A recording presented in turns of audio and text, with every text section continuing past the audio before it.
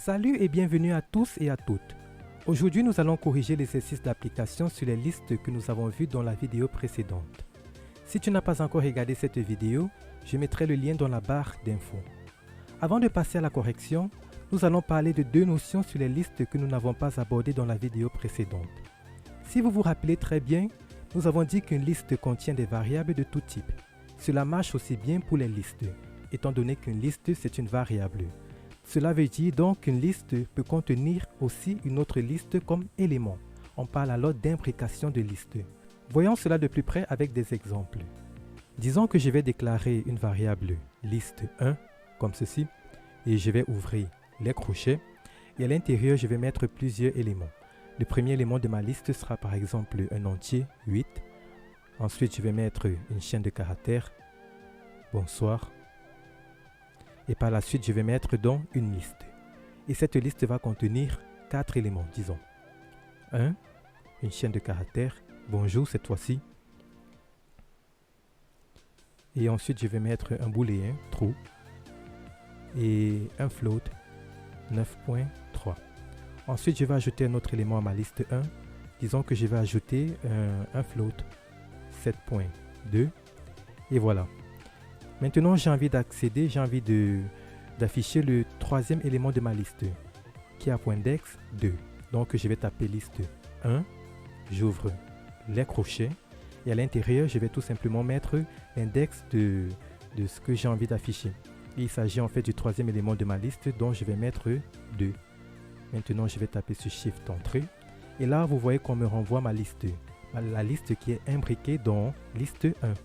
Et là maintenant, si par exemple j'ai envie d'accéder à un élément de cette liste imbriquée, je vais donc taper la fonction print comme ceci, j'ouvre les parenthèses, je mets le nom de ma liste 1, liste 1, ensuite j'ouvre les crochets, étant donné que l'élément que j'ai envie d'afficher, se trouve dans la liste qui est imbriquée. Donc je vais d'abord mettre l'index de la liste imbriquée, il s'agit ici de 2, et par la suite, je vais encore ouvrir les crochets. En ouvrant les crochets comme ça, maintenant je suis dans la liste qui est imbriquée. Maintenant, quel est l'élément que j'ai envie d'afficher dans la liste qui est imbriquée? Disons que j'ai envie d'afficher le troisième élément. On sait bien que le troisième élément de notre liste imbriquée, c'est true et qui a index 2. Donc je vais encore mettre ici 2 et ensuite je tape sur Shift Entrée et vous voyez qu'on m'affiche true. Je peux, si je veux, aussi afficher le premier élément de ma liste imbriquée. Donc je vais retaper la fonction print liste 1. J'ouvre les crochets. Il s'agit bien du troisième élément, donc 2 qui a index 2. Ensuite, j'ai envie d'afficher le premier élément de la liste imbriquée. Donc, j'ouvre encore les crochets et à l'intérieur, je vais mettre tout simplement 0 puisqu'il s'agit du premier élément. Shift Entrée et vous voyez bien que le premier élément de ma liste imbriquée, c'est 1. Je peux aussi afficher, si je veux, une séquence d'éléments. Disons que j'ai envie d'afficher le deuxième et le troisième élément de ma liste imbriquée. Donc, je vais taper print liste 1. J'ouvre les crochets 2, ensuite j'ouvre encore les crochets comme ceci et tout simplement j'ai envie d'afficher le deuxième et le troisième. Le deuxième élément bien sûr à index 1 et le troisième élément à index 2, étant donné que il s'agit, si vous vous rappelez très bien de ce que nous avons dit dans la vidéo précédente, nous allons devoir ajouter 1, donc ça va faire 3. Et là maintenant Shift Entrée, vous voyez bien que le deuxième et le troisième élément de ma liste imbriquée, c'est bonsoir, bonjour, autant pour moi, et true. Et je peux aussi décider d'afficher tous les éléments de ma liste imbriquée. Pour cela, je vais taper la fonction print liste 1. J'ouvre les crochets 2. Ensuite, j'ouvre encore les crochets. Pour afficher tous les éléments d'une liste, je vais tout simplement mettre entre les crochets le 2 points, comme ceci. Shift Entrée. Et vous voyez qu'on m'affiche en fait tous les éléments de ma liste.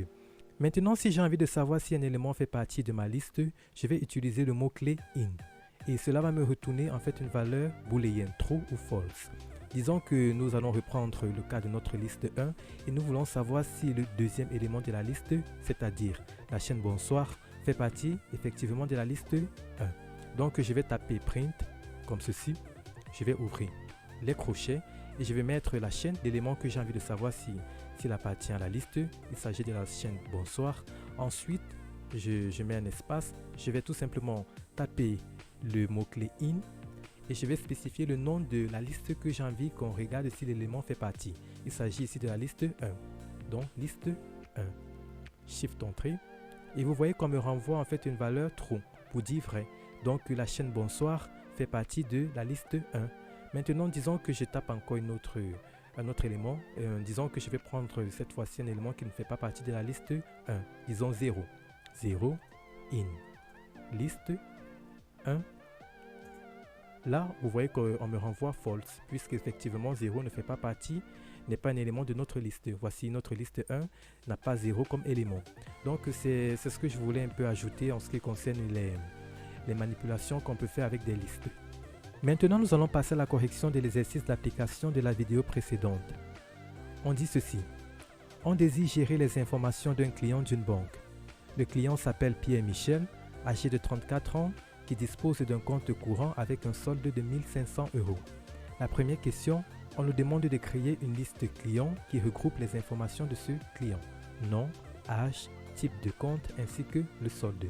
Voilà donc je vais créer une variable client qui va tout simplement regrouper les différentes informations de mon client. Il s'agit d'une liste et le premier élément c'est le nom du client. Pierre, Michel. Par la suite je vais mettre son âge et son âge c'est bien 34 ans, 34. Et par la suite je vais mettre le type de compte, il s'agit d'un compte courant. Et ensuite je vais mettre le solde du compte 1500 €. Et je tape sur Shift entrée. Voilà. Par la suite, on me dit que M. Pierre décide de faire un retrait de 300 € et on nous demande d'afficher le nouveau solde de son compte.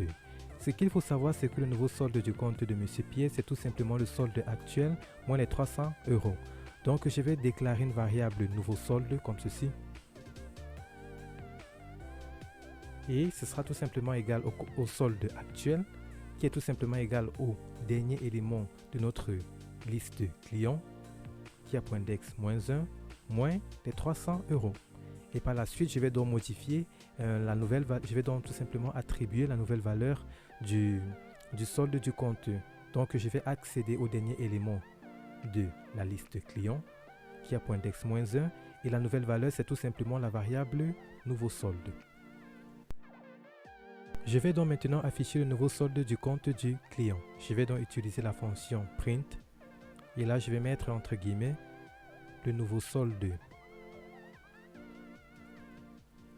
du compte du client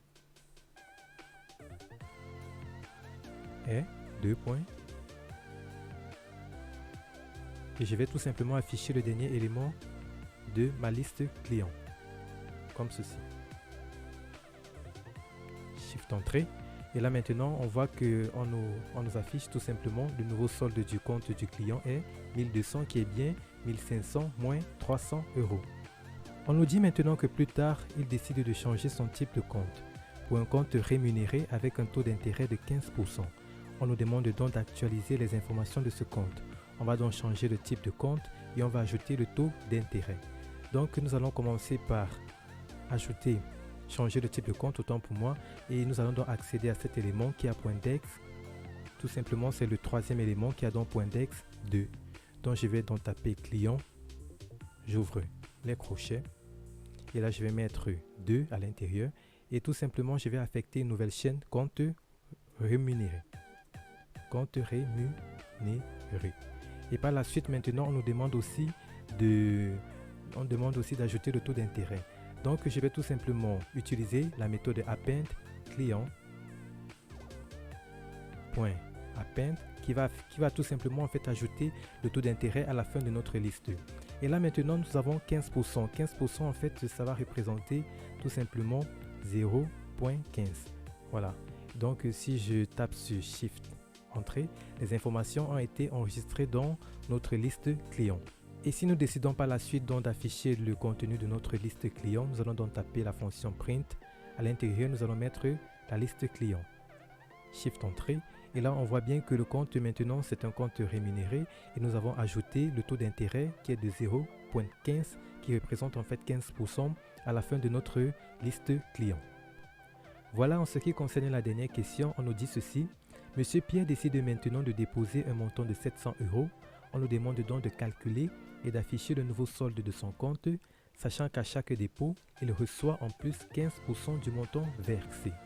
Je tiens à préciser que dans la vidéo précédente, c'était marqué en fait 10%, mais en fait c'est 15% puisqu'en fait il s'agit du taux d'intérêt. Donc je vais déclarer une variable nouveau solde comme ceci, qui sera donc égal au solde actuel client.